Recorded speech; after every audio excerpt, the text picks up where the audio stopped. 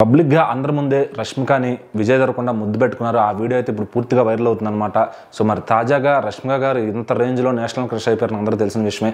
మరి ఆవిడ చేసిన సినిమాలు గానీ, ఆవిడ స్టార్ హీరోయిన్‌గా ఎదుగుతున్న పరిణామం గానీ అన్నీ చూసుకుంటే ఈరోజు ఒక టాప్ హీరోయిన్‌గా ఉంది ఆవిడ.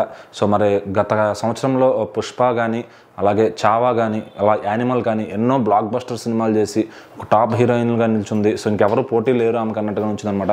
మరి అయితే లేడీ ఓరియంటెడ్గా ఒక సినిమా ప్రూవ్ చేసుకోవాలి అని చెప్పి ఆవిడైతే 'ది గర్ల్ ఫ్రెండ్' అనే సినిమాలో నటించారు.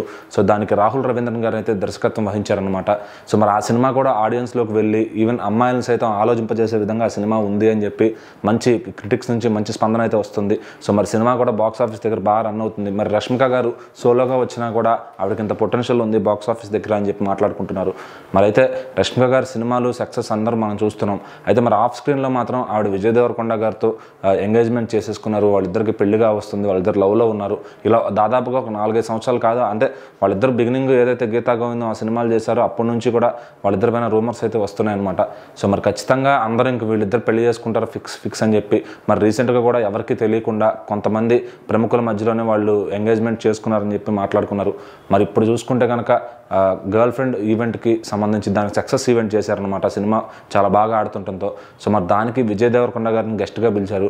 అక్కడికి ఆయన వస్తూ ఉండటంతోనే ఆయన ఎంట్రన్స్లోనే విజయ్ దేవరకొండ గారు రష్మిక గారికి ముద్దు పెట్టడం జరిగిందనమాట. సో మరి ఇంకా దాంతో మొత్తం కెమెరాలన్నీ వాళ్ళ వైపే తిరిగాయి. ఆ వీడియో అయితే ఇప్పుడు సోషల్ మీడియాలో హల్చల్గా మారింది.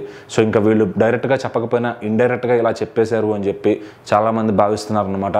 మరి రీల్స్లో, ఇన్స్టాగ్రామ్స్లో, అలాగే షార్ట్స్లో కూడా చాలా బాగా అయితే ఇది వైరల్ అవుతుంది.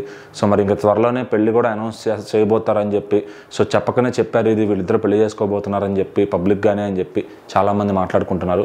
మరి చూడాలి త్వరలో వీళ్ళు పెళ్లిపేటలు ఎక్కబోతున్నారు. వీళ్ళ పెళ్లి ఎక్కడ జరుగుతుంది, ఎలా చేసుకుంటారు, అందరికీ చెప్పి చేసుకుంటారా లేకపోతే లేదా అని.